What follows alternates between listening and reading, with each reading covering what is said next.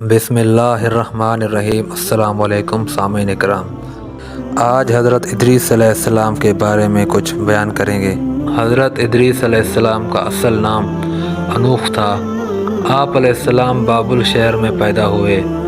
آپ علیہ السلام نے نبوت ملنے کے بعد جب لوگوں کو اللہ تعالیٰ کے احکام ماننے اور برائیوں سے باز رہنے کے متعلق دلوں کو نرم کرنے والا اور ایک جامع خطبہ دیا تو آپ علیہ السلام ادریس کے نام سے مشہور ہو گئے، کیونکہ ادریس کے معنی ہے پڑھانے سکھانے والا۔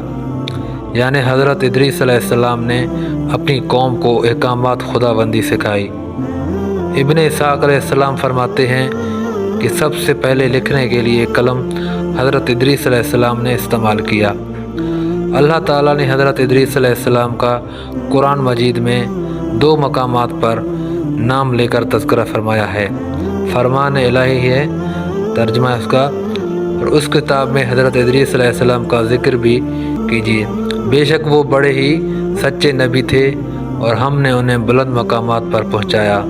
اور دوسری جگہ پر ہے، اے نبی علیہ السلام اسماعیل، ادریس اور ذوالکفل کا بھی ذکر بھی کیجیے، یہ سب بڑے صبر کرنے والے لوگ تھے اور ان سب کو ہم نے اپنی رحمت میں داخل کیا، یہ سبھی نیک لوگ تھے۔ حضرت ادریس علیہ السلام کو اللہ تعالیٰ نے حضرت آدم علیہ السلام اور حضرت شیس علیہ السلام کے بعد منصب نبوت پر فائز فرمایا۔ اللہ تعالیٰ نے آپ علیہ السلام کو بہت اونچا مقام عطا فرمایا اور اپنے مقرب ترین بندوں میں شامل فرمایا۔ آپ علیہ السلام نے بابل شہر میں اپنے قوم کو اللہ تعالیٰ کی وحدانیت پر ایمان لانے، پاک و صاف رہنے، اللہ تعالیٰ کی عبادت کرنے، معاملات میں عدل و انصاف کو اپنانے، ہر ماہ 3 روزے رکھنے، زکوٰۃ ادا کرنے، نشہ آور اشیاء سے پرہیز کرنے اور اللہ تعالیٰ کے دین کی سربلندی کے لیے جہاد کرنے کی تعلیم دی۔ لیکن قوم کے اکثر لوگوں نے ماننے سے انکار کر دیا۔ آپ علیہ السلام کے سمجھانے کے بعد جب وہ نہ مانے تو آپ علیہ السلام بابل سے ہجرت کر کے مصر چلے گئے۔ وہاں 72 قبیلے آباد تھے۔ اللہ تعالیٰ نے آپ علیہ السلام کو ہر قبیلے کی زبان سکھا دی۔ آپ علیہ السلام ہر قبیلے کو اس کی زبان میں تبلیغ فرمایا کرتے تھے، جس کی وجہ سے بہت لوگ دائرہ اسلام میں داخل ہو گئے۔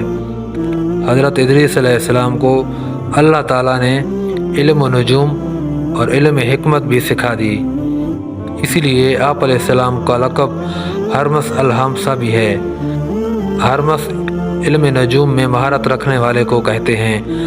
حضرت ادریس علیہ السلام اپنے زمانے کے بہت بڑے عابد تھے۔ آپ علیہ السلام درزی کا کام کیا کرتے تھے اور سوئی کے ہر ٹانکے پر سبحان اللہ سبحان اللہ پڑھا کرتے تھے۔